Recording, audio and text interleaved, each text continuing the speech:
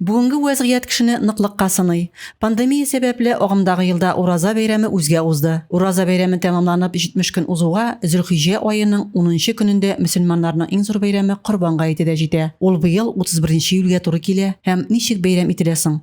Бисмиллахир-рахманир-рахим. Аллаһка шөкер, безнең республика җитәкчелеге һәм дини нәзарәте җитәкчелеге белән инде рөхсәт хәйр фатихалары белән быелны Корбан гаетен укый алачакбыз. Аллаһ бuyurса, бу безнең өчен бик зур шатлык. Һәм инде Корбан намазы дигәч, безнең инде менә шушы әлеге вазгыять сәбәпле мәчетләребездә димәк намаз залында, Аллаһ теләсә гыйбадәтхана намаз залында bir кеше калдырып, димәк метр ярым дистанция калдырып, һәм инде перчаткалар, һәм инде маскалар киеп, biz инде шушылай итеп намазлар укырбыз. Аллаһ теләсә мәчетнең эчендә дә була, мәчетнең беренче катында да шулай ук Аллаһ теләсә урыннар әзерләнәчәк, һәм инде урам мәчетнең ихатасында да үлән өстендә димәк бәлки коверлар җыеп без инде әзерләп көтеп торачакбыз барлык җәмәгатебезне иншалла. Инде килүче мөселман кардәшләребезгә үтенешебез бар иде.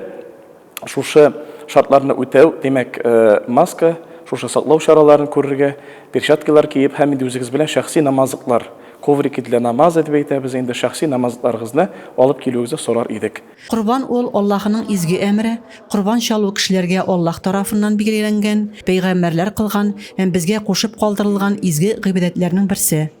Бисмиллахир-рахманир-рахим. Быелны Корбан чалу урыннары мәсьәләсенә килгәндә, әлбәттә, Роспотребнадзор һәм инде башка безнең димәк органнар киңәш итә, һәрбер кеше үз ихаталарында, үз җирлекләрендә корбан чалсалар хәерлерәк. Монда инде дистанцияны саклау турында да сүз бара, чисталык, пөхтәлек саклау турында да сүз бара.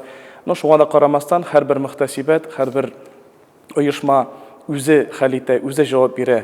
Димәк, шушы эшләр өчен, гамәлләр өчен biz инде мөхтәсибәтебездә быелны урын билгеләдек. Ул инде вокзал урамы 3нче йортта, Аллаһка шөкер. Менә әлеге вакытта заказлар кабул ителә. Заказлар инде бәйрәм көннәренә чаклы дәвам итәчәк, Аллаһ бuyurса.